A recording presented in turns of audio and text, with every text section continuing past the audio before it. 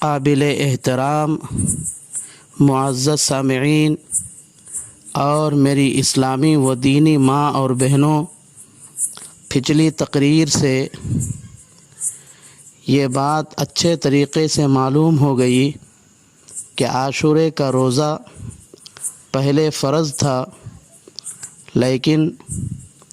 جب رمضان کے روزے فرض ہوئے تو عاشورے کے روزے کی فرضیت منسوخ ہو گئی۔ اب عاشورے کا روزہ رکھنا مستحب ہے۔ دوسری بات یہ بھی معلوم ہو گئی کہ آپ صلی اللہ علیہ وسلم رمضان کے روزے فرض ہونے سے پہلے خود بھی عاشورے کا روزہ اہتمام سے رکھتے تھے اور مسلمانوں کو بھی عاشورے کا روزہ رکھنے کا حکم فرماتے تھے۔ اتنا ہی نہیں بلکہ عاشورے کا روزہ رکھنے کا باقاعدہ لوگوں کے درمیان اعلان بھی کراتے تھے، لیکن جب رمضان کے روزے فرض ہوئے تو آپ صلی اللہ علیہ وسلم تو عاشورے کا روزہ خود اہتمام سے رکھتے تھے، لیکن مسلمانوں کو اختیار دے چکے تھے کہ چاہے تو وہ روزہ رکھے اور چاہے تو روزہ نہ رکھے۔ لیکن روایتوں سے معلوم ہوتا ہے کہ آپ صلی اللہ علیہ وسلم اپنی امت کو عاشورے کے دن روزہ رکھنے کی فضیلت بیان کر کے عاشورے کے دن روزہ رکھنے کی ترغیب دیتے تھے۔ نیز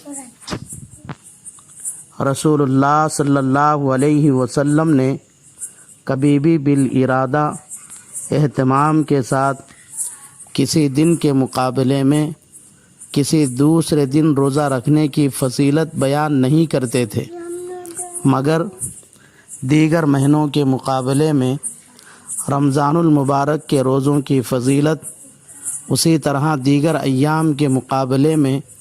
عاشورے کے دن روزہ رکھنے کی فضیلت بڑے اہتمام سے بیان کرتے تھے۔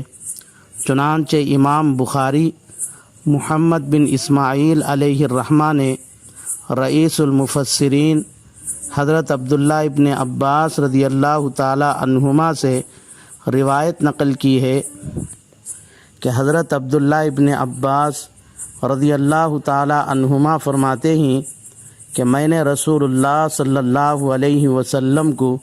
کبھی نہیں دیکھا کہ آپ کسی دن کے روزے کی فضیلت دوسرے دن پر بیان فرمائی ہو، اہتمام اور قصد کرتے ہوئے، سوائے عاشورے کے روزے کے اور رمضان کے مہینے کے روزوں کے۔ عاشورے کے دن روزہ رکھنے کی فضیلت کیا ہے؟ عاشورے کے دن روزہ رکھنے سے پچھلے 1 سال کے گناہ معاف ہو جاتے ہیں۔ چنانچہ امام ترمذی علیہ الرحمہ نے حضرت ابو قتادہ رضی اللہ تعالی عنہ سے روایت بیان کی ہے، فرمایا رسول خدا صلی اللہ علیہ وسلم نے کہ عاشورے کے دن کے روزے کے بارے میں مجھے اللہ تبارک و تعالیٰ سے یہ امید ہے کہ پچھلے 1 سال کے گناہ معاف فرما دیں گے۔ میرے دینی بھائیوں اور بزرگوں، 1 سال کے گناہ معاف ہونے سے مراد کون سے گناہ ہیں؟ کیونکہ گناہ کی 2 قسمیں ہیں، صغیرہ اور کبیرہ۔ تو عاشورے کے دن روزہ رکھنے سے صغیرہ گناہ معاف ہوں گے یا کبیرہ گناہ؟ اس سوال کا جواب کئی علماء نے دیا ہے، لیکن ان تمام جوابات میں سب سے زیادہ صحیح جواب وہ ہے جس کو شیخ الحدیث حضرت اقدس مولانا محمد زکریا صاحب کاندھیلوی رحمۃ اللہ علیہ نے اپنے والد ماجد حضرت مولانا محمد یحییٰ صاحب رحمۃ اللہ علیہ کے حوالے سے فضائل رمضان شب قدر کے بیان کے تحت نقل کیا ہے۔ چنانچہ حضرت شیخ الحدیث رحمۃ اللہ علیہ نے حدیث من قام لیلۃ القدر ایمانا واحتسابا غفر له ما تقدم من ذنبہ کے تحت تحریر فرماتے ہیں کہ حدیث بالا اور اس جیسی احادیث میں گناہوں سے مراد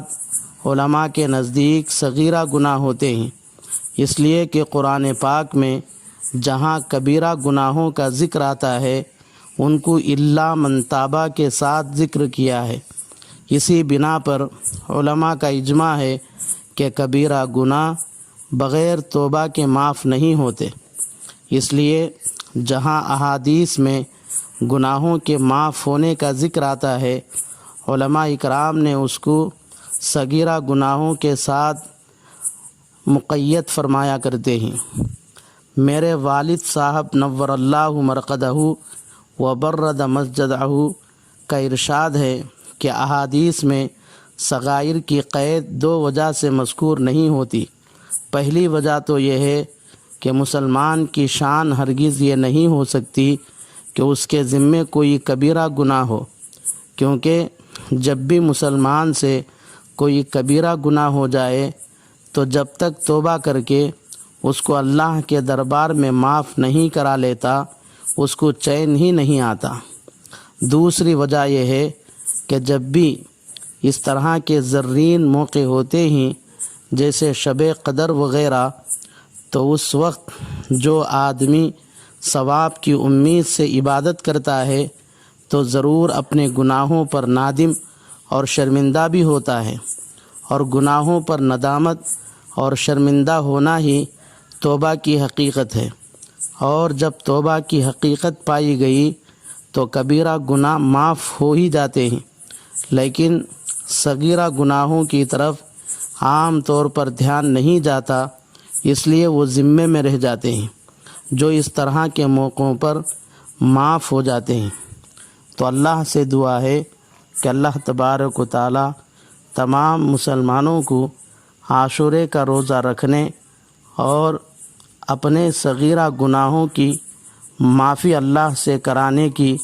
اللہ توفیق عطا فرمائے۔ آمین۔ وآخر دعوانا